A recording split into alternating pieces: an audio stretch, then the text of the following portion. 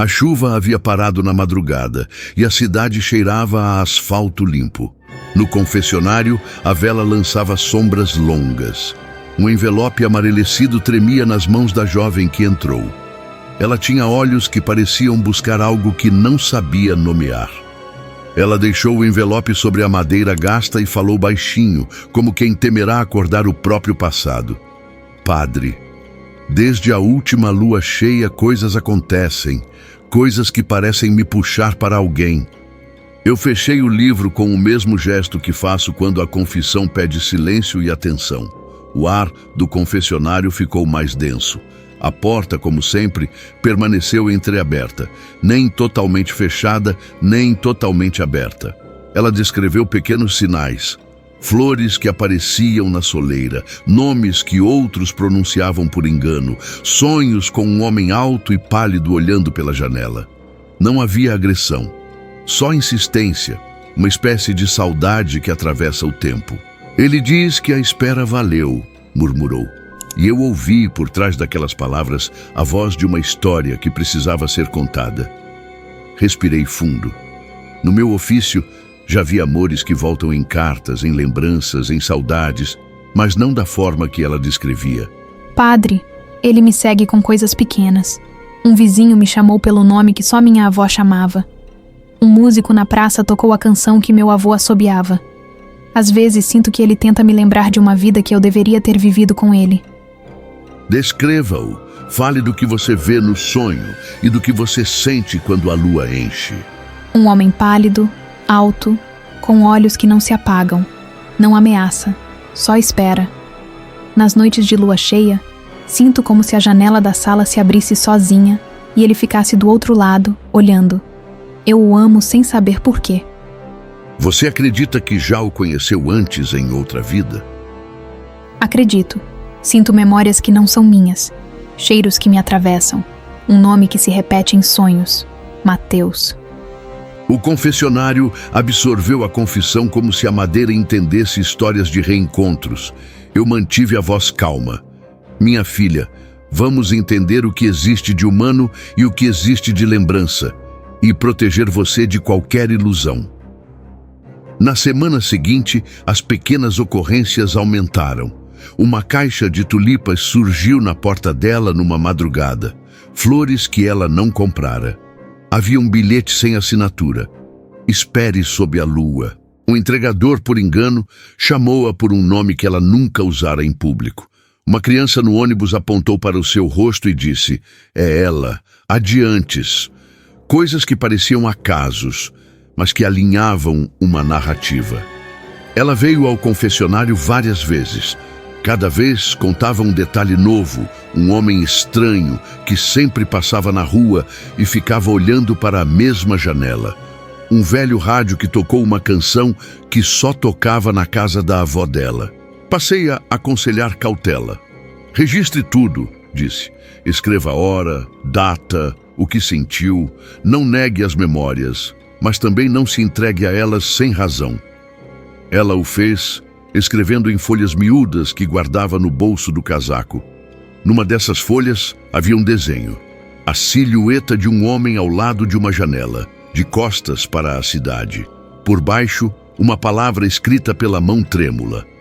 Espero. Era um sinal que parecia vir de ambos. Lembrança e convocação. A influência não era violência, era um puxar de cordas finas que moviam quem a cercava. Um taxista a levou, sem que ela pedisse, até uma rua antiga onde nunca tivera motivo para ir. Lá, encontrou uma fotografia confusa numa vitrine. A fotografia mostrava uma praça de outra época e um casal jovem. O homem do casal tinha a face alongada que aparecia em seus sonhos. A própria foto estava empoeirada, como se tivesse esperado por ela. Ela contou que um senhor no mercado, ao vê-la passar, soluçou: "Por favor, diga ao Mateus que a deixei a tempo." Perguntada depois, o homem não lembrava o que dissera. Era como se lembranças alheias erurrissem no mundo. Uma colega de trabalho, sem querer, repetiu palavras que ela jamais ouvira. Ele prometeu voltar. Pequenos ecos, repetições, como quem escuta um sussurro longe e passa adiante o que não compreende. Eu observei uma linha tênue entre memória e manipulação e disse a ela: procure manter clareza, peça conselhos, não confunda o que outros trazem como seu chamado. Ela, porém, dividia o medo com um desejo doloroso. Se for só memória, disse, a dor é minha. Se for prova, preciso entender. A dúvida cresceu com a lua. Investigações discretas começaram. Falei a ela para buscar registros, fotos antigas, certidões, relatos de velhos do bairro. Às vezes, a razão anda de mãos com a fé. Descobriu que, havia 100 anos, um homem chamado Mateus morrera jovem, vítima de tuberculose. Vira-se nos registros que ele fora noivo de uma moça chamada Helena, mesmo nome da nossa fiel. As coincidências começaram a pesar.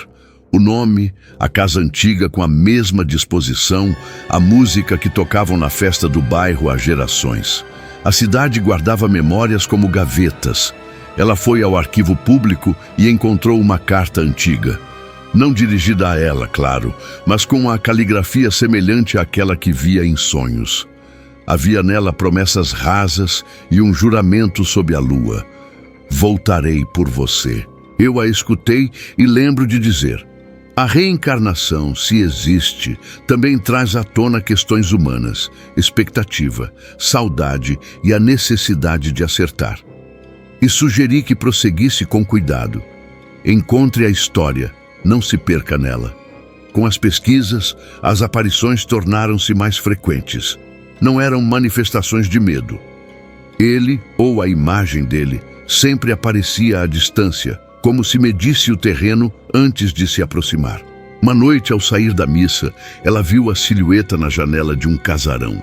Ele não entrou, não bateu, só ficou ali, imóvel como se ouvisse o presente. A sombra recortada contra a lua era longa e esguia.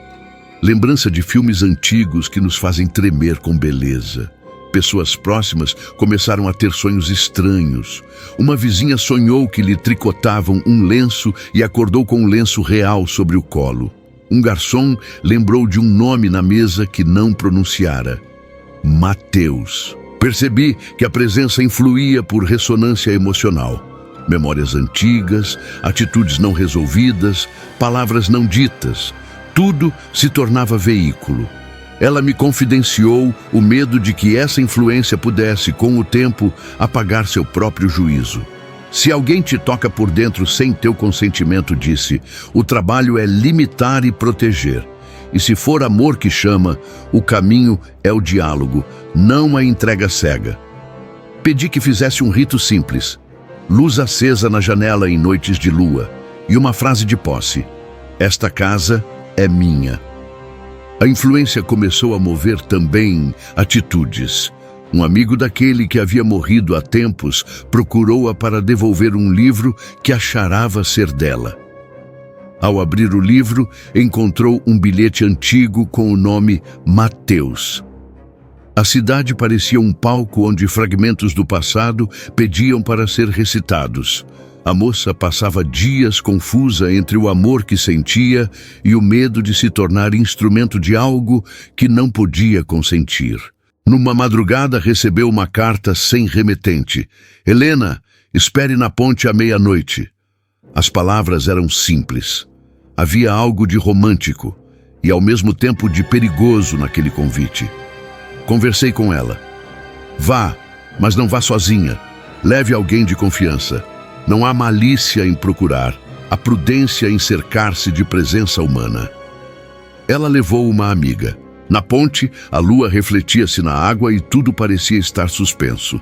Havia um perfume de alfazema que ela reconheceu da casa da avó. Uma carteira antiga jazia sobre o parapeito, com moedas, uma foto e uma mensagem. Volto na próxima lua.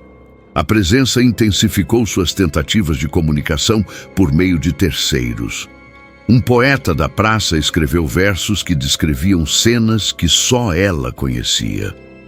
Um músico compôs uma canção com a melodia que vinha em seus sonhos. Ela sentiu-se cercada por uma insistência que não pedia, mas cobrava reconhecimento.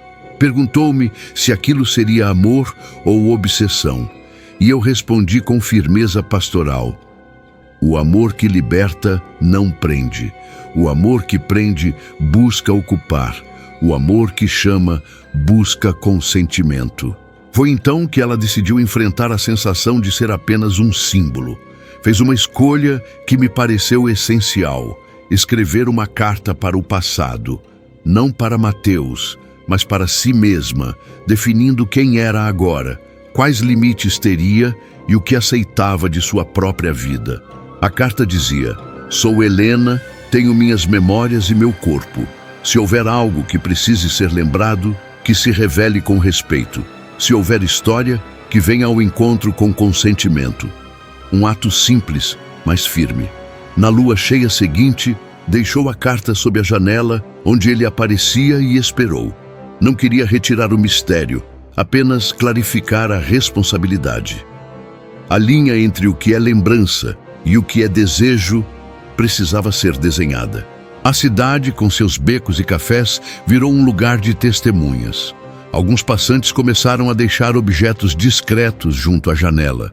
Uma flor seca, um broche antigo, um bilhete. Era como se a comunidade ajudasse a compor a narrativa. Um homem idoso, que lembrava dos bailes antigos, disse: quando amávamos, deixávamos uma luz. Hoje, deixamos palavras.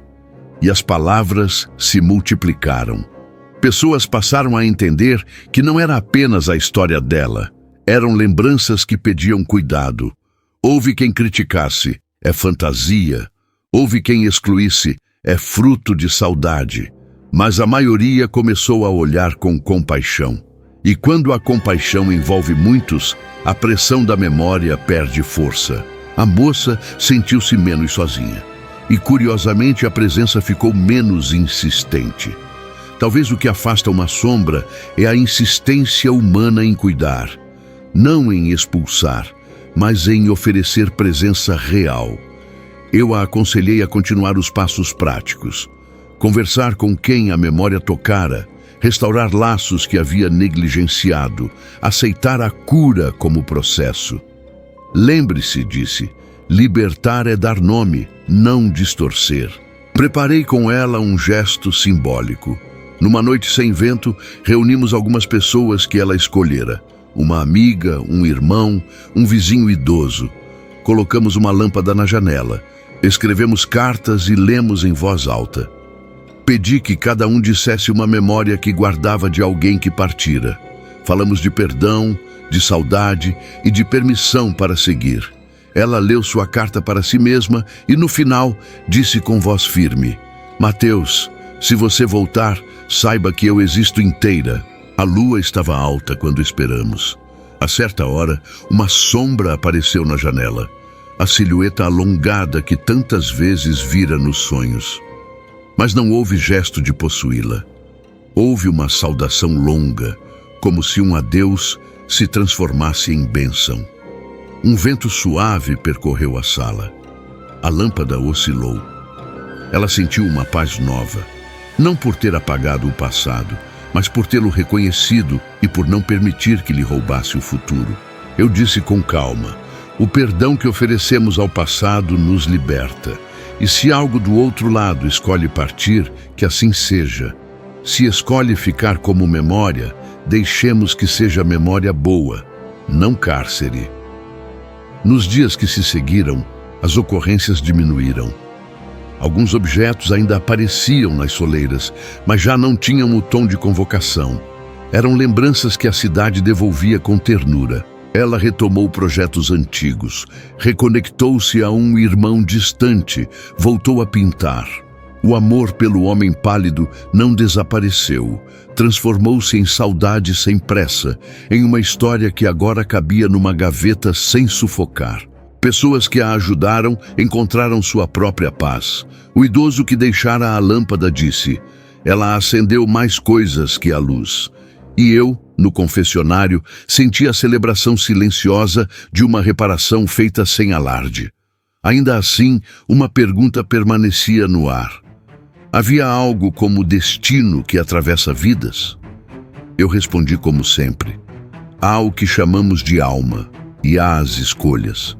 Se o destino existe, ele se dá em mãos que escolhem ficar.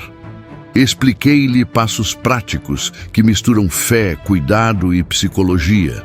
Manter presença humana, documentar ocorrências, buscar apoio profissional, restaurar laços, escrever cartas e realizar rituais simbólicos de despedida. Sugerimos que mantivesse a lâmpada na janela em noites especiais, não como chama para alguém voltar, mas como juramento. Eu me cuido e cuido dos que amei. Também falei sobre limites, não responder a convites anônimos, não seguir sinais sem companhia, evitar decisões sob estado emocional intenso. Proteção é atitude, não pavor. Recomendei terapia para lidar com a ambivalência. Reencarnação pode ser tema de crença, mas a vida presente pede ferramentas concretas para não se perder em memórias. Por fim, disse-lhe: se ele merecer paz, que encontre. Se ele merecer lembrança, que seja suave. E se você amar outra vez, ame inteira. O passado não tem autoridade sobre a sua escolha. Meses depois, ela voltou ao confessionário. O envelope amarelecido ainda vivia numa caixa. Ela sorria com uma clareza nova. Padre, a sombra veio menos, e eu comecei a namorar alguém que percebe o meu tempo. Relatou que, numa noite, encontrou na janela um bilhete pequeno. Obrigado por lembrar. Assinatura. Apenas um traço. Talvez Mateus, talvez o vento. Eu sorri da maneira que aprendi a sorrir quando a alma se ajeita, com censura e ternura, e disse: vá em paz, ame quando puder, não tema lembrar nem ser lembrada. Ao fechar o confessionário, não olhei para trás. A porta ficou entreaberta, a vela caiu para uma chama baixa. Lá fora, a lua seguiu seu caminho, e a cidade respirou um pouco mais leve. E por fim, como sempre digo, ao fechar a confissão: vá em paz, minha filha, que a lembrança que te chama encontre luz e que você, se escolher, encontre também o abraço que te alivia. Vá em paz e lembre-se, a memória chama, mas é você quem decide abrir a porta.